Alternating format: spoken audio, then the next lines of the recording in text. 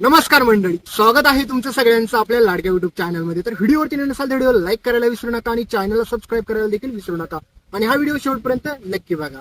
नमस्कार मंडळी. तर गौरी फोडणार चक्का आता एकीकडे कामिनीचं थोबाड तर दुसरीकडे अन्नपूर्णा आजींना समजणार की तिची मोठी सून आणि मोठी नात जिवंत आहे. आणि त्याहीपेक्षा महत्त्वाची गोष्ट तर नयनतारा जाणार चक्क ऋषीला आणण्यासाठी आता कमळीच्या गावाला. तर नक्की काय घडतं चला संपूर्ण अपडेट जाणून घेऊया. त्यासाठी हा व्हिडिओ शेवटपर्यंत नक्की पहा. तर मित्रांनो, तुम्ही पाहिलंच असेल की फायनली आपल्या नयनताराला समजलेलं असतं की ऋषी त्या कमळीच्या गावामध्ये आहे. आणि हे सगळं कळल्याच्या नंतर मात्र नयनतारा ठरवते की काही जरी झालं तरी मी माझ्या ऋषीला इथे आणल्याशिवाय शांत बसणारच नाही. त्या कमळीच्या तावडीतून माझ्या ऋषीला सोडवेल, त्यासाठी मला काही जरी करावं लागले ना तरी देखील मी करायला तयार आहे. आणि दुसरीकडे मित्रांनो, सगळ्यात महत्त्वाची गोष्ट म्हणजे हीच असते की नयनताराला मुळात माहीतच नसतं की तिचा ऋषी त्या गावामध्ये फक्त कमळीला आणण्यासाठी गेलेला नसतो, तर त्या गावामध्ये त्याने शाळा देखील सुरू केलेली असते. तर आता नयनतारा प्रचंड चिडत असते. नयनताराला असं वाटत असतं की ऋषीने हा मूर्खपणा केला फक्त आणि फक्त त्या गावछाप कमळीमुळे. त्याच्यामुळे त्या कमळीला तर मी सोडणारच नाही आहे. तर त्याहीपेक्षा भयंकर गोष्ट आता कामिनीला असं वाटतं की तिचा डाव संपला. म्हणजेच आता असं वाटतं की नयनतारा त्या ऋषीला तिकडून इकडे घेऊन येणार आणि त्या कमळीचा बंदोबस्त करेल. त्याच्यामुळे अनिकासाठी ही सगळ्यात महत्त्वाची गोष्ट ठरेल. पण मित्रांनो, कहाणीमध्ये सगळ्यात मोठा ट्विस्ट येतो. कारण की ती महामूर्ख अनिका त्या ऋषीने केलेली शाळा चालू असते ना त्याचा व्हिडिओ देखील काढते आणि तो सगळा काही कामिनीला पाठवते. त्यावेळेस मात्र कामिनी म्हणते की अगं अनिका, तू काय तिकडे करतीस? ती शाळा कुणी सुरू केली त्यासल्या गावामध्ये? तर त्यावेळेस मात्र अनिका म्हणते की हे सगळं त्या ऋषीने केलेलं आहे आणि ऋषी इथंच राहणार आहे कायमचा कमळीसाठी. तर दुसरीकडे मात्र आता कामिनी तो व्हिडिओ पाहिल्याच्या नंतर म्हणते की अगं अनिका अनिका एक मिनिट, ती बाई कोण आहे नेमकी? म्हणजेच त्यामध्ये कमळीची आई असते आणि कमळीची आई म्हणजेच गौरी, तुम्हाला माहितीच आहे. तर कामिनी तिला पाहते त्यावेळेस मात्र तिच्या पायाखालची जमीन सरकते आणि कामिनी म्हणते की ही गौरी तर जिवंत आहे अजून, आणि ही कसं शक्य आहे? कारण की ती तर मरली होती ना, मग ती जिवंत कसं काय आहे आणि कोणत्या गावात आहे? लवकरात लवकर मला तिकडं पोचलं पाहिजे. तर कामिनी मात्र अनिकाला विचारते की ही लेडीज कोण आहे ते मला सांग लवकर. तर त्यावेळेस मात्र आता कामिनीने हा प्रश्न विचारल्याच्या नंतर अनिका म्हणते की असं काय झालं माझ्या ग्रॅनी आजीला? ती असं का विचारते?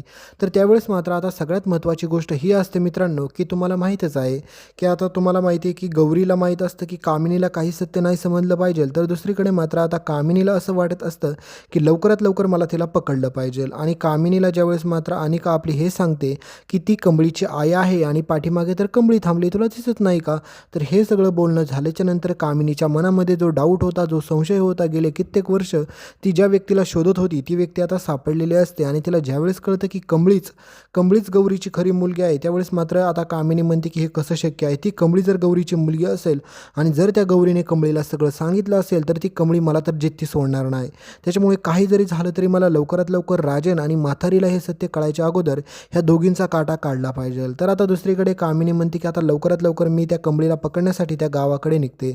तर नयनताराला देखील माहीत असतं की आता मला पण तिकडे गेलंच पाहिजे, माझ्या ऋषीला तिकडून इकडून घेऊन आलंच पाहिजे.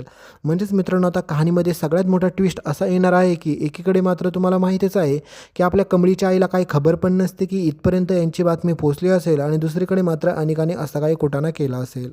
म्हणजेच मित्रांनो, सगळ्यात महत्त्वाची बाब तर हीच आहे की तुम्ही पाहिलं असेल एकीकडे कामिनी, दुसरीकडे अनिका, आता नयनतारा पण जाणार आहे. आणि सगळ्यात महत्त्वाची गोष्ट म्हणजे कमळीच्या आईला याबाबत काहीच खबर नसते. कारण की कमळीच्या आईला वाटतं की नयनतारा मॅडमला जर ऋषीबाबांबाबत सत्य समजलं तर खूप मोठा प्रॉब्लेम होईल. त्याच्यामुळे बिचाऱ्या ऋषीने प्रयत्न पण खूप सारे केले होते, पण रोहितच एवढा मोठा गद्दार निघाला की ऋषीने याचा स्वप्नात पण कधी विचार केला नसेल.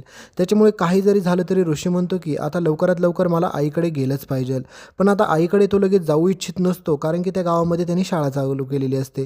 तर रोहितला असं वाटतं की आता काही जरी झालं तरी आई ऋषीवरती भडकेल आणि त्याच्यानंतर त्याचा सगळा काही कंपनीमध्ये येणंच बंद करून टाकेल, त्याला कायमचं इथेच घरात ठेवून घेईल. पण आता एकीकडे ज्यावेळेस मात्र नयनतारा तिकडे पोचते त्यावेळेस मात्र ऋषीने जी शाळा चालू केलेली असते ती शाळा पाहून सगळ्यांच्या पायाखालची जमीन सरकते. कारण की त्या शाळेमध्ये खूप विद्यार्थी येतात, कारण की त्या ठिकाणी शाळा नसते ना, तर त्याच्यामुळे खूप लोकांच्या अडचणी वाढलेल्या असतात. आणि नयनताराला त्या गावामध्ये पाहून सगळेच लोक म्हणतात की आता तुम्हीच आमच्या गावासाठी काही ना काही करू शकता. आणि ऋषीने ती शाळा चालू केलेली पाहून तर सगळे लोक ऋषीचं कौतुक करत असतात. सगळ्या लोकांच्या तोंडात फक्त ऋषीचंच नाव असतं. तर त्यावेळेस मात्र ऋषी आता सगळ्या गावासमोर सांगतो की ही आयडिया माझी होती आणि सोबतच मात्र यामध्ये माझी आई स्वतः इन्व्हेस्ट करेल. आणि त्यावेळेस मात्र नयनतारा त्या ठिकाणी आलेली पाहून मात्र आता ऋषीला तर आनंद होतो आणि म्हणतो की आई बरं झालं तू आलीस, कारण की मी हाच प्लॅनिंग करण्यासाठी इकडे आलो होतो. म्हणजेच ऋषी पण पूर्ण डाव फिरवतो आणि ऋषी सांगत नाही की मी कमळीला भेटायला आलो होतो, पण मी तिच्या गावात का आलो होतो तुला माहीत नसेल आहे, कारण की या गावामध्ये शाळा मुलाच नाही आणि कित्येक मुलांचं शिक्षण असंच अपूर्ण आहे. म्हणजेच नयनतारा देखील त्या ठिकाणी इम्प्रेस होती आणि कमळीला पाहिल्याच्या नंतर तिचा राग कमी होतो. कारण की तिला असं वाटतं भलेही ऋषी या कमळीच्या नादाला लागून इथपर्यंत आला, पण त्याने इथे येऊन काहीतरी चांगलंच काम केलं.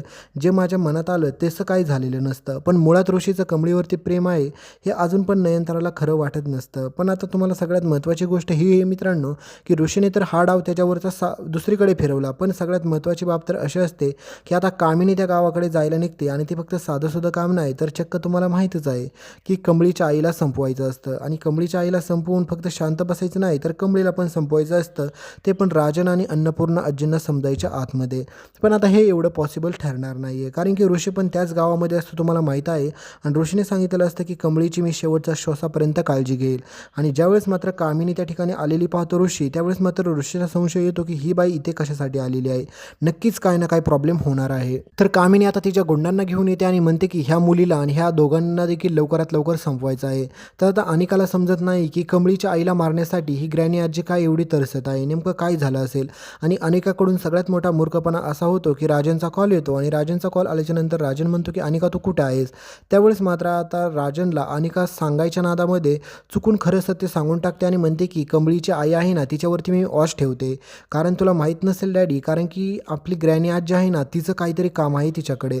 आणि हे ज्यावेळेस मात्र आता अनिका बोलत असते त्यावेळेस मात्र राजनला कळतं की नक्कीच काय ना काय प्रॉब्लेम आहे आणि कमळीच्या आयुष्यामध्ये ह्या दोघीजणी संकट आणल्याशिवाय शांत बसणार नाही, त्याच्यामुळे मला तिथे पोचलंच पाहिजे. आणि बिचारा राजनला मुळात माहीतच नसतं की कमळी त्याची खरी मुलगी आहे. तर आता पुढे सगळ्यात मोठा भडका असा फुटतो की दुसरीकडे मात्र तुम्हाला माहितीच आहे की कमळीची आई म्हणजेच आपली गौरी, तर तिला असं वाटतं की आता काही जरी झालं तरी माझ्या कमळीच्या आयुष्यामध्ये जे सुख लिहिलं आहे ना, ते तिला भेटणार म्हणजे भेटणारच आणि तिला तिच्या सुखांपासून कोणीच हिरून घेऊ शकत नाही आहे.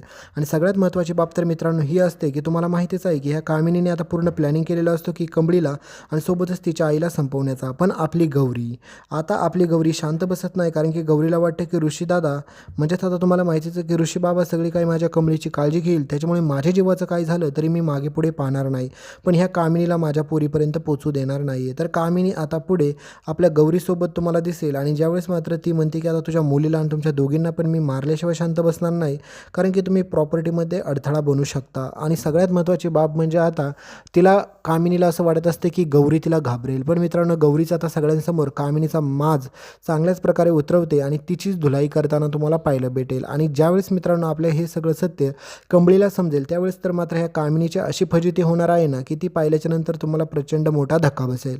पण मित्रांनो सगळ्यात महत्त्वाची गोष्ट तर हीच आहे की आता अन्नपूर्णा आजी आणि राजनला हे देखील समजणार आहे की कमळी त्यांची खरी नात होती. पण आता महत्त्वाचा ट्विस्ट तर तेव्हा येतो, कारण की तुम्हाला माहीतच असेल की आता ऋषी आणि कमळीच्या लग्नाला नयनतारा कधीच तयार होणार नाही. पण ज्यावेळेस मात्र सगळं सत्य समजेल की राजनची खरी मुलगी कमळीच होती, तर त्यावेळेस मात्र आता नयनताराला स्वतःला त्या लग्नासाठी तयार व्हावं लागणार असतं.